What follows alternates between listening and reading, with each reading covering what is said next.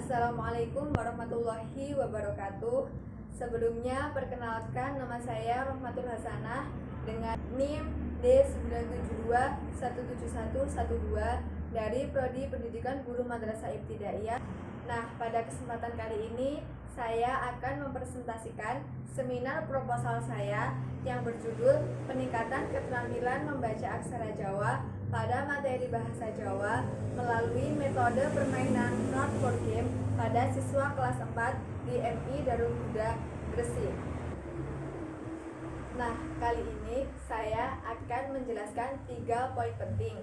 Yang pertama ada bab 1 yang berisi pendahuluan, yang kedua adalah bab 2 kajian teori, dan yang ketiga adalah metodologi penelitian madrasah. Assalamualaikum warahmatullahi wabarakatuh. Sebelumnya perkenalkan, nama saya Rohmatul Hasanah, NIM D972171112 dari Prodi Pendidikan Guru Madrasah Ibtidaiyah. Nah, pada kesempatan kali ini saya akan mempresentasikan seminar proposal saya yang berjudul Peningkatan Keterampilan Membaca Aksara Jawa pada materi Bahasa Jawa melalui metode permainan not board game pada siswa kelas 4 di MI Darul Huda, Gresik. Nah, kali ini saya akan menjelaskan 3 poin penting. Yang pertama ada bab 1 yang berisi pendahuluan, yang kedua adalah bab 2 kajian teori, dan yang ketiga adalah metodologi penelitian. Oke, langsung saja kita menuju ke bab 1. Nah, di dalam bab 1 ini ada 6 subbab yang akan saya jelaskan, yaitu yang pertama ada latar belakang, kemudian ada rumusan masalah, selanjutnya tujuan penelitian, yang keempat ada tindakan yang dipilih, yang kelima ada ruang lingkup penelitian, dan yang terakhir adalah manfaat penelitian. Oke, langsung saja kita menuju ke bab 1, yaitu latar belakang. Nah, permasalahan yang saya ambil ini dilatar belakangi oleh beberapa hal. Di antaranya yang pertama, yaitu seperti kita ketahui bersama bahwa bahasa Jawa digunakan sebagai muatan lokal dalam struktur kurikulum di Indonesia. Di Provinsi Jawa Timur pun sendiri, bahasa Jawa digunakan sebagai muatan lokal wajib bagi seluruh jenjang pendidikan, mulai dari SD, SMP, dan SMA. Hal ini didasarkan pada Peraturan Gubernur Nomor 19 Tahun 2014 tentang pembelajaran bahasa daerah sebagai muatan lokal wajib di sekolah atau di madrasah. Program pemerintah ini merupakan salah satu bentuk upaya untuk melestarikan bahasa dan kebudayaan Jawa yang sudah mulai terpikirkan. Padahal dapat kita ketahui bersama, dahulu bahasa Jawa digunakan sebagai bahasa pergaulan dalam kehidupan sehari-hari. Namun, bahasa Jawa telah mengalami penyempitan wilayah penggunaan. Hal ini disebabkan karena eksistensi bahasa Jawa telah tergantikan oleh bahasa Indonesia yang semakin kokoh menjalankan perannya sebagai bahasa nasional. Masyarakat Jawa menghasilkan banyak sekali kebudayaan. Di antaranya ada wayang kulit, unggah-ungguh basah, keris atau gaman, hitungan Jawa, kalender Jawa, kemudian ada seni tari, seni musik atau gamelan, dan yang terakhir adalah aksara Jawa. Jika bahasa Jawa sebagai muatan lokal akan menjadi sarana yang baik untuk memahami konsep-konsep bahasa Jawa, karena sejatinya dari bahasa Jawa sama halnya dengan melestarikan kebudayaan Jawa. Namun kenyataannya berdasarkan hasil observasi yang saya lakukan pada tanggal 23 Februari 2020 di MI Darul Huda, Gresik, ditemukan fakta bahwa masih banyak peserta didik yang kurang tertarik terhadap pembelajaran bahasa Jawa, khususnya pada materi aksara Jawa. Kebanyakan siswa yang mengalami kesulitan ini adalah siswa kelas 4. Mereka rata-rata masih mengalami kesulitan jika diminta guru untuk membaca tulisan yang menggunakan aksara Jawa. Hal ini sesuai dengan data yang ditunjukkan. Dari KKM yang sudah ditentukan, hanya ada 8 siswa dari 20 siswa yang sudah berhasil mencapai KKM. Banyak sekali faktor yang menyebabkan permasalahan tersebut muncul. Di antaranya masih adanya anggapan peserta didik yang menyatakan bahwa pelajaran bahasa Jawa adalah pelajaran yang sulit, terkhusus pada materi aksara Jawa, mengingat bentuk tulisan aksara Jawa yang rumit dan unik sehingga menyebabkan peserta didik kesulitan untuk mempelajarinya. Selain itu, metode yang digunakan guru juga masih menggunakan metode kuno. Kebanyakan guru masih menggunakan metode ceramah. Hal ini membuat pembelajaran menjadi monoton dan kurang melibatkan siswa aktif. Selain itu, strategi yang digunakan guru pun juga masih sangat sederhana. Guru meminta peserta didik untuk menyalin tulisan yang ada di LKS dan PEPA ke buku peserta didik, sehingga cara ini dinilai peserta didik kurang menarik. Pelajaran berlangsung pun masih banyak peserta didik yang tidak mendengarkan penjelasan yang disampaikan oleh guru. Banyak peserta didik yang bermain sendiri, mengobrol dengan temannya, dan bahkan ada yang berjalan-jalan dari satu bangku ke bangku yang lain. Selain itu, pada saat pemberian tugas pun, guru juga tidak berkeliling, tidak menanyakan apakah masih ada kesulitan atau tidak. Di atas, tidak tersedianya media di sekolah juga menyebabkan peserta didik kurang menguasai materi aksara Jawa, sehingga peserta didik kesulitan saat diminta untuk membaca tulisan aksara Jawa. Hal ini sangat mendapatkan keprihatinan dari guru dan kepala sekolah, mengingat keterampilan membaca aksara Jawa sangat diperlukan untuk mengerjakan soal-soal yang ada pada ujian. Kepala sekolah pun juga berharap masalah ini akan segera mendapatkan solusi. Dari hasil analisis dari permasalahan di atas, maka menurut peneliti perlu adanya inovasi pembelajaran yang aktif dan interaktif antara guru dan peserta didik. Nah, di sini peneliti menerapkan metode permainan card board game. Metode ini dipilih karena dapat meningkatkan kemampuan berpikir, berbahasa, dan bergaul peserta didik. Selain itu, metode permainan juga dapat menguatkan dan menerampilkan anggota badan peserta didik. Selain itu juga dapat mengembangkan kepribadian, mendekatkan hubungan peserta didik dengan guru, dan lain sebagainya. Sehingga harapannya pembelajaran tidak lagi monoton, sehingga membuat peserta didik menjadi lebih tertarik dalam mempelajari aksara Jawa dan juga lebih terampil dalam membaca tulisan yang menggunakan aksara Jawa. Berdasarkan dari latar belakang di atas, maka di sini penulis akan membuat judul penelitian yang berjudul Peningkatan Keterampilan Membaca Aksara Jawa pada Materi Bahasa Jawa melalui metode permainan card board game pada siswa kelas 4 di MI Darul Huda Gresik. Nah, selanjutnya rumusan masalah. Rumusan masalah yang dikembangkan dalam penelitian ini ada 3, yaitu yang pertama, bagaimana keterampilan membaca aksara Jawa di kelas 4 MI Darul Huda. Selanjutnya, bagaimana pelajaran bahasa Jawa, materi aksara Jawa dengan menggunakan metode permainan card board game untuk meningkatkan keterampilan membaca aksara Jawa di kelas 4 MI Darul Huda. Kemudian yang terakhir, bagaimana peningkatan keterampilan membaca aksara Jawa di kelas 4 MI Darul Huda dengan menggunakan metode permainan card board game, yaitu tindakan yang dipilih.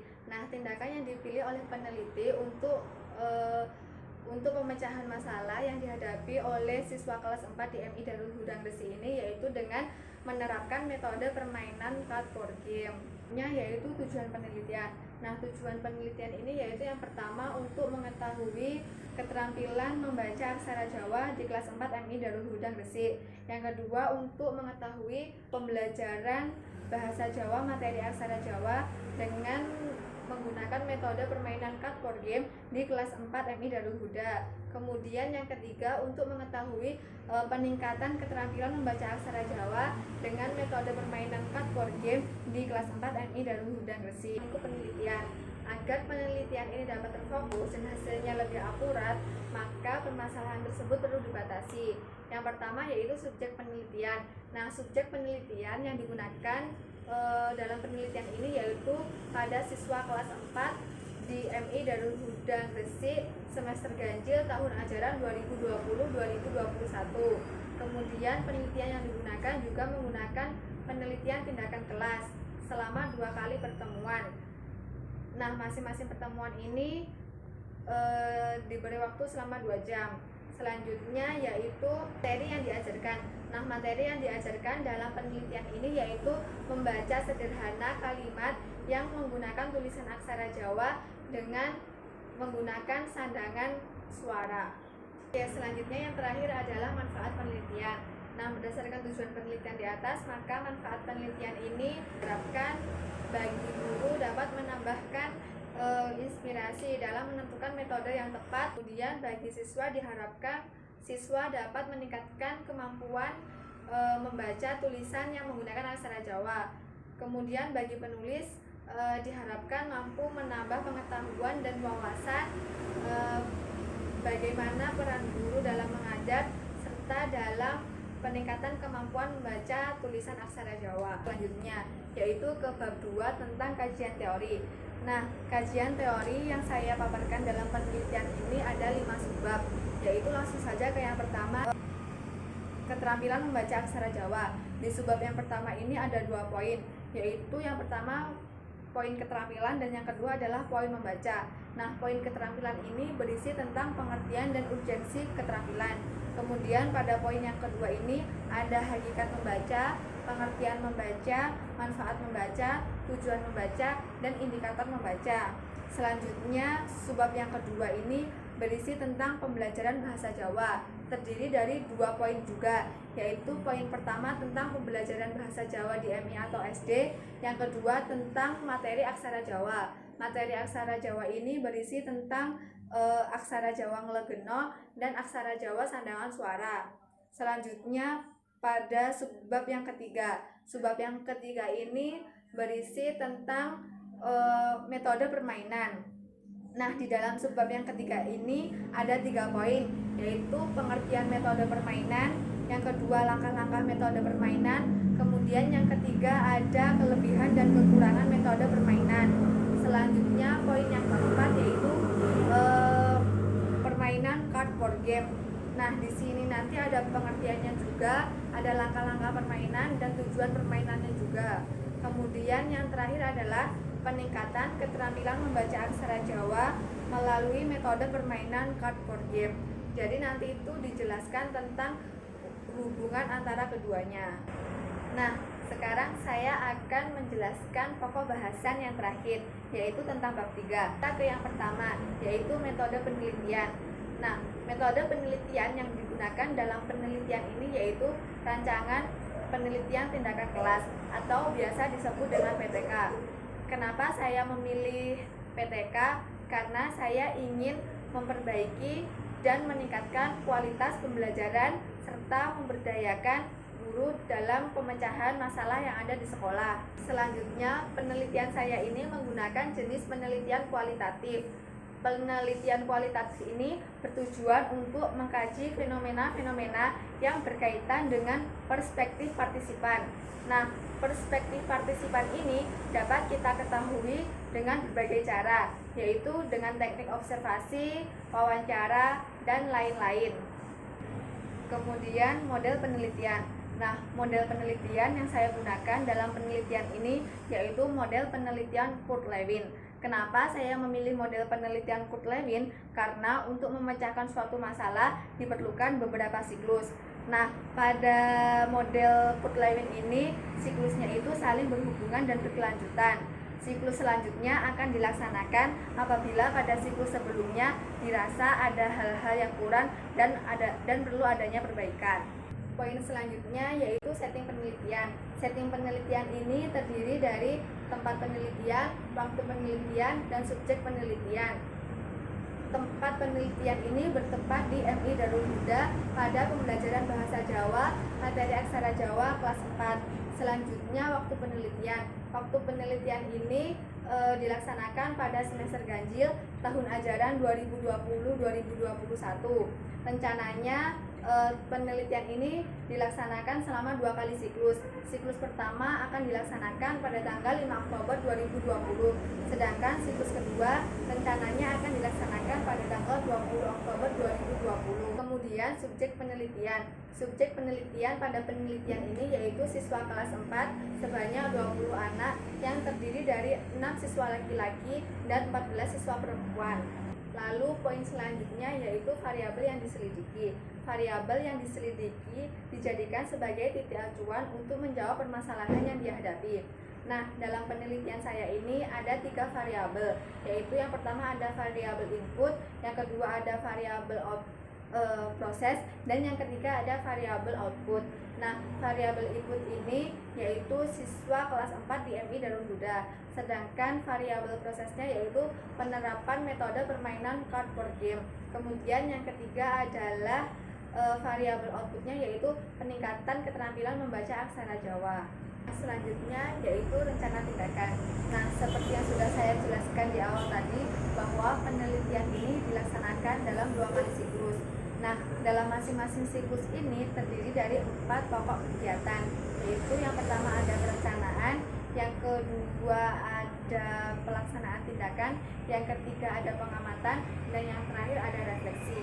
Langsung saja ke tahap perencanaan. Nah, pada tahap perencanaan ini peneliti mengidentifikasi masalah dan menemukan alternatif pemecahan masalah. Hal-hal yang dilakukan peneliti pada tahap ini yaitu menyusun RPP, membuat jadwal kunjungan kelas, selanjutnya menyiapkan sarana dan prasarana yang mendukung penelitian tindakan kelas ini, membuat lembar observasi, membuat lembar penilaian, dan membuat lembar kerja siswa. Yang selanjutnya yaitu pelaksanaan tindakan.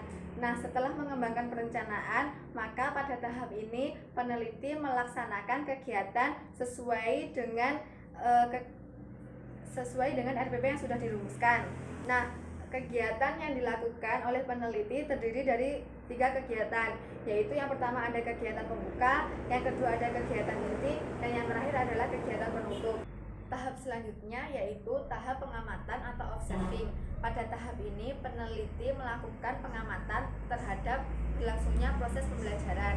Hal-hal yang perlu diperhatikan pada kegiatan ini yaitu yang pertama, situasi kegiatan pembelajaran dengan menggunakan metode permainan cardboard game. Yang kedua, keaktifan peserta didik. Yang ketiga, kekompakan peserta didik dalam kelompok. Yang keempat, kemampuan peserta didik dalam mengerjakan dan membuat tugas kelompok. Dan yang terakhir adalah kemampuan peserta didik dalam menjawab pertanyaan yang sesuai dengan materi. Lalu tahap yang terakhir yaitu refleksi. Hal-hal yang dilakukan peneliti pada tahap ini yaitu yang pertama, mengumpulkan dan menganalisis hal-hal yang ditemukan selama proses pembelajaran. Yang kedua, mencatat kendala yang terjadi selama penerapan metode permainan cardboard game. Yang ketiga, melakukan diskusi dengan guru kolaborator untuk kegiatan yang telah dilaksanakan. Kemudian yang terakhir adalah melakukan revisi untuk perbaikan pada siklus selanjutnya. Nah, kemudian pada siklus 2, kegiatannya merupakan hasil perbaikan dari siklus 1. Selanjutnya yaitu data dan pengumpulannya. Yang pertama ada sumber data. Sumber data yang diperlukan dalam penelitian ini ada 2, yaitu sumber data primer dan sumber data sekunder. Sumber data primer yaitu siswa kelas 4 MI Darul Huda, guru dan kepala sekolah. Sedangkan untuk data sekundernya yaitu berupa arsip, dokumen, foto, hasil observasi, dan hasil wawancara. Kemudian untuk teknik pengumpulan datanya ada wawancara, observasi, tes. Nah, tes ini ada 2, yaitu tes lisan dan tes tulis. Selanjutnya ada dokumentasi. Setelah teknik pengumpulan data tadi, selanjutnya ada teknik analisis data. Yang pertama yaitu observasi. Teknik analisis data yang dilakukan dalam observasi yaitu dengan cara memberikan checklist pada kolom lembar observasi, sehingga dapat diperoleh informasi aktivitas guru dan peserta didik di dalam. Lalu untuk analisis tes lisan yang dijadikan indikator yaitu pelafalan, kelancaran, dan ketepatan menyuarakan tulisan. Poin selanjutnya yaitu indikator kinerja. Indikator kinerja merupakan patokan keberhasilan dalam suatu tindakan, sehingga pembelajaran akan mengalami perubahan yang positif sebagaimana yang telah ditetapkan. Nah, dalam penelitian tindakan kelas ini di MI Darul Huda Gresik yang dilaksanakan di MI Darul Huda, peningkatan keterampilan membaca aksara Jawanya dikatakan berhasil apabila persentase hasil observasi mencapai lebih dari 75% siswa yang mencapai KKM, dan juga persentase nilai ketuntasan belajarnya lebih dari 80% dari jumlah siswa. Kemudian yang terakhir ada tim peneliti dan tugasnya. Nah, tim peneliti ini terdiri dari guru kolaborator dan peneliti itu sendiri. Guru kolaborator bertugas bertanggung jawab dalam proses pembelajaran berlangsung, sementara peneliti bertugas untuk merencanakan dan meneliti serta menganalisis hasil dari penelitian tersebut. Sekian presentasi yang dapat saya sampaikan. Ada kurang lebihnya saya mohon maaf. Wassalamualaikum warahmatullahi wabarakatuh.